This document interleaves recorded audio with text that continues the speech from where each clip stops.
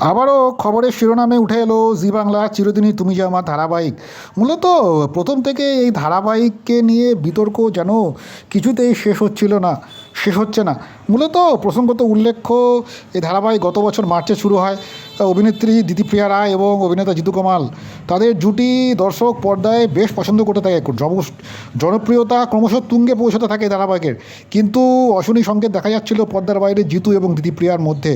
কার্যত একাধিকবার তাদের দূরত্ব, এবং শেষ পর্যন্ত গত বছরের শেষে এই ধারাবাহিক থেকে বেরিয়ে যান দিতিপ্রিয়া। কার্যত তার জায়গায় নতুন অপর্ণা চরিত্রে আসেন অভিনেত্রী শিরিন পাল। নানান জটিলতা কাটিয়ে ধারাবাহিক যখন ছন্দে ফিরছিল, তখনই আবার নতুন করে বিতর্ক তৈরি হলো। যেটা জানা যাচ্ছে, এই ধারাবাহিক নাকি আবারও বন্ধ হতে বন্ধ হতে চলেছে, এমনটাই খবর। মূলত যে খবর সামনে আসছে, কার্যত যে প্রোডাকশান হাউস অর্থাৎ প্রযোজনা সংস্থার সঙ্গে যে একটা দূরত্ব তৈরি হচ্ছে অন্দরমহলে। কার্যত যেহেতু বেশ কিছুদিন হয়ে গেল, কয়েক সপ্তাহ চ্যানেল এবং প্রোডাকশানের মধ্যে একটা ক্রমশ দ্বন্দ্ব তৈরি হচ্ছে। বেশ কয়েক সপ্তাহ হয়ে গেল এই ধারাবাহিক প্রথম 5-এ থেকে কোনোভাবেই জায়গা পাচ্ছে না। মূলত ক্রমশ পিছোচ্ছে টিআরপি রেটিংয়ে।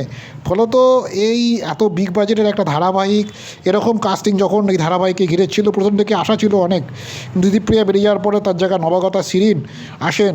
দর্শকের একটা অংশ যখন তাদের প্রত্যাখ্যান করছিল, আবার দর্শকের একটা অংশ সাদরে তাদের গ্রহণ করে নিয়েছিল। কিন্তু টিআরপিতে ক্রমাগত খারাপ ফলের কারণে জি বাংলার জিতু কামালের ম্যাজিক বোধহয় অক্ষুণ্ণ থাকছে না মনে করছেন এমনটাই, যে জি বাংলার কর্তৃপক্ষ ফলত প্রযোজনা সংস্থার সঙ্গে ক্রমাগত দূরত্ব পাচ্ছে। এবং মূলত পূর্বজন্মের গল্প নিয়ে এই ধারাবাহিক শুরু হয়েছিল।